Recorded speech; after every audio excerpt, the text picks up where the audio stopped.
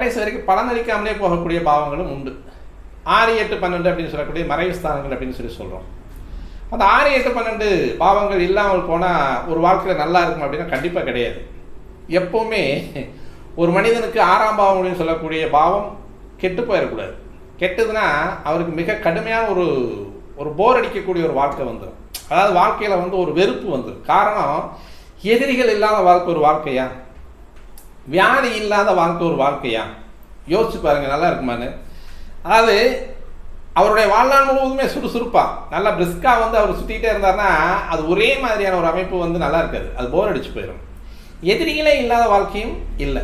எதிரிகள் இருக்கணும், அவங்களை இவங்க வென்றுக்கிட்டே இருக்கணும். அதாவது அவங்கள வெல்லக்கூடிய ஒரு அமைப்பை சொல்லக்கூடிய அமைப்பு தான் 6ஆம் பாவம். அப்போ 6ஆம் பாவம் கெட்டு போயிடுச்சு, அது 6ஆம் பாவாதிபதி கெட்டு போயிட்டார் அப்படின்னா இது ஒரு போர் அடிக்கக்கூடிய வாழ்க்கையாக போயிடும்.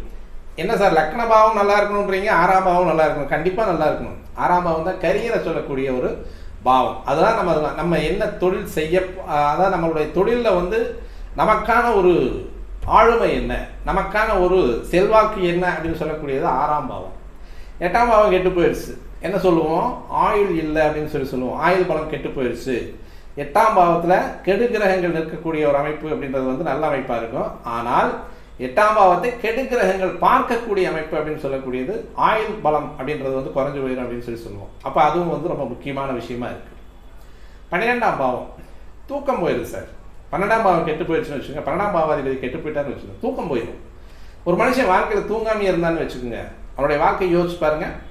நல்லா தூங்கி எந்திரிக்கிறவனுக்கு நல்ல தெளிவான சிந்தனை இருக்குது, தூங்காமல் இருக்கிறவனுக்கு தெளிவில்லாத சிந்தனை.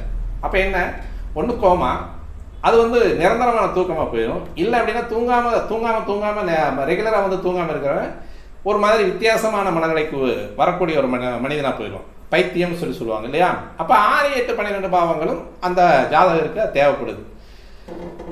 ஒரு சில பாவங்கள் அந்த ஜாதகருக்கு வாழ்க்கையில் பலனை தராமையே போகக்கூடிய ஒரு அமைப்பெல்லாம் உண்டு. இப்போ 11ஆம் பாவம், அதில் சொல்லக்கூடிய பலன்கள் என்ன அப்படின்னு பார்த்தோம் அப்படின்னா, அபிலாசைகள் அப்படின்னு சொல்லணும்.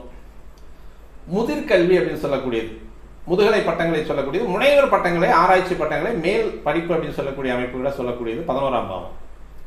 2ஆம் திருமணத்தை குறிக்கக்கூடியது 11ஆம் பாவம். மூத்த சகோதரத்தை குறிக்கக்கூடியது 11ஆம் பாவம். இதெல்லாமே சிலருக்கு இல்லாமல் போயிடுது. மூத்த சகோதரன் இல்லாமல் இவர் தான் மூத்தவராக இருக்க போகிறார்.